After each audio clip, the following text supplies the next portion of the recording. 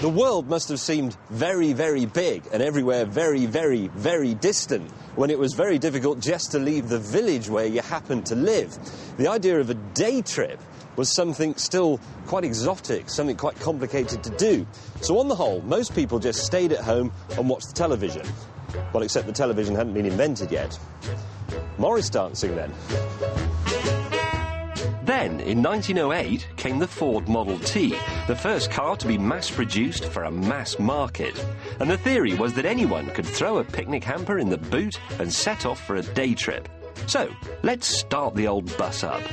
First, we make sure this lever is fully back. That means it's in neutral and the handbrake is on. We shall put the ignition advance roughly in the middle, give it a crack of throttle there, and make sure the mixture is set to fully rich. That's that little brass knob down there. Under here, check that the leads are on, the cap's on, and we turn the petrol on down there. Lovely. And now we prime the engine, take that cover off. This is the choke, pull that out, give it a turn just to suck some fuel through. The switches are off, so this can't start now. So that's pulled some fuel through, choke is off, go and turn the switches on. Turn it to battery, the coil, not the magneto side, otherwise it won't work. And here we go. Important thing is to keep your thumb out of the way so that if it backfires or kicks back, it won't break it off. So like that, engage. I'm just going to be absolutely sure that I've got this lever in the right position. That's fully back, so that's neutral, and the handbrake is on. That is important because if you've got it in the wrong position, when you start the engine, the car immediately runs over you. And that used to happen quite a lot in the early days of motoring. Here we go. Yay!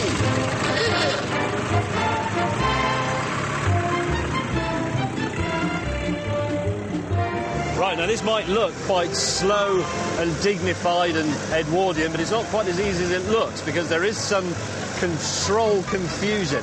The pedal on the right is the brake, the one in the middle makes it go backwards, and the one on the left changes gear between first and second. Unless you've got the lever in the... Shit, I've forgotten everything. Hold on. Unless you have the lever in the middle position, in which case it's first and neutral. But it isn't like the clutch, because when you press it, like I'm doing now, you select the gear, you don't disengage it. And if you forget that when you come up to a junction, well, you could have a problem.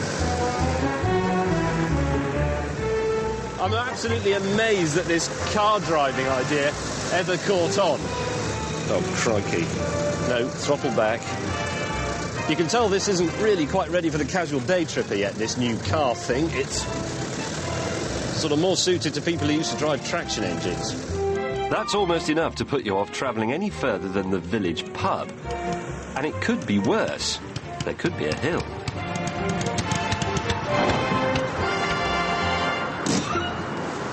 The problem is that the fuel tank is underneath the seat. It feeds the engine by gravity through a small pipe in one corner down there somewhere. So when you get to a hill and you're slightly low on petrol, as I am now, it all sloshes into the back, it doesn't go down the hole, and the engine cuts out. So the only solution is to turn the car around, restart the engine, and reverse up the hill. Actually, I can't be bothered. The hassle-free day trip was still some way off then. But the idea that lots of us could own and run cars was starting to make sense. Personally, I think it all came good in 1962, because that's when my dad brought home one of these. You might think that the Mark I Ford Cortina of 1962 was just a boring mid-sized family car. I, on the other hand, think that it was much, much more than that. I think that for the average British family back then, this car specifically, was a ticket to ride.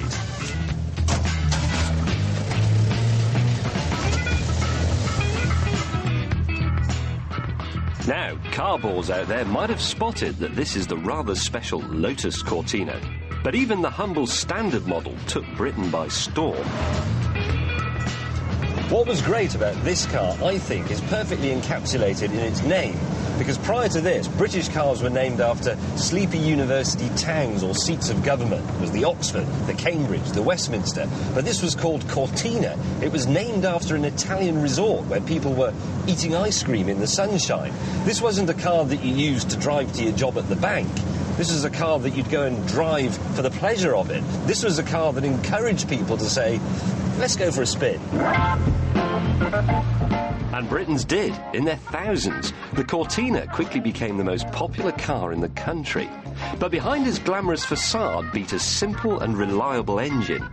So if you fancied taking a day trip one morning, you stood a decent chance of actually making it back that night. But the arrival of cars like the Cortina is only one part of the story. For the day trip to take off, the landscape of Britain had to change. Which gets me onto the M1. Today, it doesn't get your pulse racing. It barely gets your car moving. Not so in 1959, when the first 72 miles of it opened. Back then, the place was so exciting that people drove on it just for the experience of driving on it.